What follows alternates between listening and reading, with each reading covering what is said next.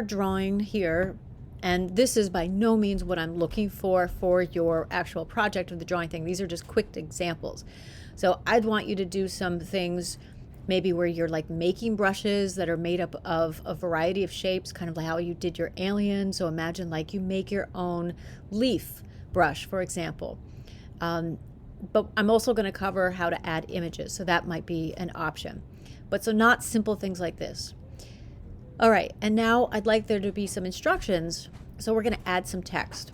I don't want the text to be part of any of these conditional statements, so I am going to put it at the bottom here, but notice I am outside the two closing brackets for all my statements here, but I'm within my draw. And I'm just going to add text, and the argument I'm going to give is two things, or three things actually, but the first is going to be whatever text I want to show up. That needs to be within quotes.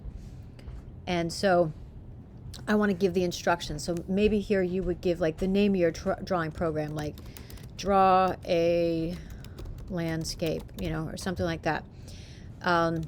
Keys A, S, D to draw, and Q to start over, W to save. End your quotes, comma, and now we need to put an X location and a Y location. So the X is going to be actually just wherever our D is, so or wherever the first letter of this sentence is.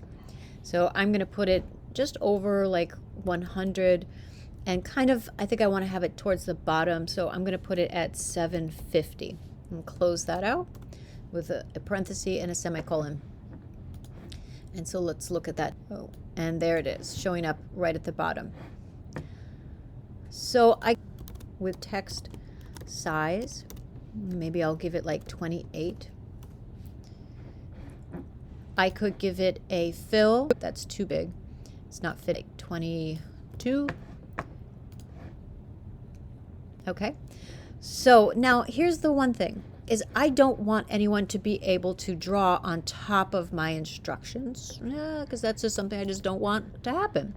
I don't want them to be able to do that. So I need to have a statement or add to my statements so that I can only draw if I am less than the y-axis of 750, like the text at 750. So I'm going to just add it, because I'm going to make that rule for everything. I could go and add it into each one of these if key equals S and mouse Y is less than 750. If key equals D and mouse Y is blah, blah, blah.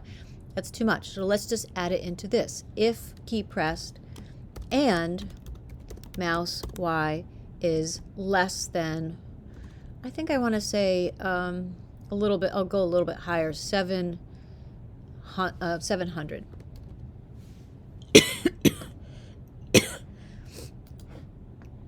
So that's as far down as I can go with any of my keys. So I'm not able to draw on top of my instructions. And my refresh still works, my save frame works, everything else still works. Okay, so you can do with text, but for the sake of this project, this is a good starting point. Just having text size, text, and then within quotes are instructions here, and then your X location and your Y location. Then take whatever your Y location is and add that into your first if statement, and maybe like a slightly smaller number if you want to have a bit of a border around, but so that I can't draw anything on the y-axis that would cover up my text. All right, in the next video, I'll go over adding images.